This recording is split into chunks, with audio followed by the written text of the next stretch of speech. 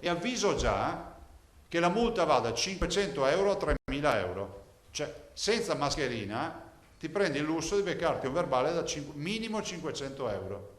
Zaia si ricorreggerà subito dopo, la soglia minima è di 400 euro, non 500, ma la sostanza cambia poco. Per chi sgarra e non indossa la mascherina quando esce di casa dietro l'angolo c'è una maxi stangata fino a 3.000 euro. Io non sono per lo stato di polizia e la persecuzione dei cittadini, guardate, ho una visione molto liberale, però qui c'è una partita che va oltre l'individuo, è una partita della comunità.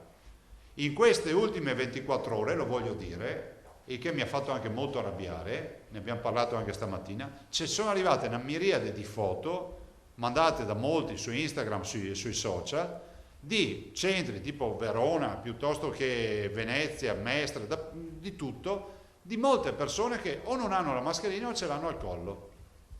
Cioè, forse non ci siamo capiti. Cioè, patti chiari, amicizia lunga. Cioè, se non si porta la mascherina si andrà alla ricaduta. Del resto la riapertura è una cosa seria, sono 80.000 le attività in Veneto che si preparano ad alzare le saracinesche e ulteriori lockdown sarebbero deleteri. Passiamo la responsabilità del centro di cura dall'ospedale all'individuo. Se l'individuo fallisce, se ognuno di noi fallisce nel rispetto delle regole, la responsabilità ripassa all'ospedale. L'ordinanza di Venezia è sul tavolo del consueto punto stampa in attesa dello sblocco del DPCM governativo, cui comunque è subordinata. È tutta per titoli, per cui non ci si perde in pastoie, è poco giuridica ma tanto pratica. Dalla ristorazione agli stabilimenti balneari, estetiste, parrucchiere, mercati, campeggi, rifugi alpini, autoscuole, piscine e palestre, ma l'elenco è ampio, praticamente onnicomprensivo, fatti salvi cinema, teatri e luoghi di aggregazione come i parchi divertimenti. Si sbloccano anche i tirocini professionali. Decade inoltre l'ordinanza di chiusura domenicale per supermercati e centri commerciali. Tutto aperto.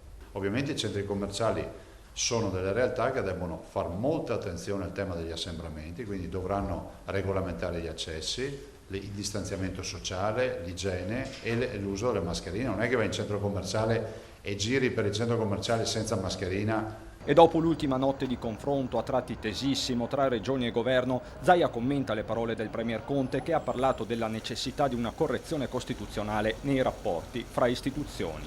E poi lui dice che ci vuole una revisione, giusto? Vediamolo in positivo, vuol darsi l'autonomia. Io vedo il bicchiere mezzo pieno, sarà lui a smentire che non vuol darsi l'autonomia. Se un Presidente del Consiglio dice che è giunta l'ora di fare una revisione costituzionale, a casa mia la revisione costituzionale davanti a 2 milioni di veneti che sono andati a votare è esattamente l'ottenimento dell'autonomia, perché è una revisione costituzionale. Se poi intendeva altro è bene che lo chiarisca subito. Noi da qui non ci muoviamo comunque,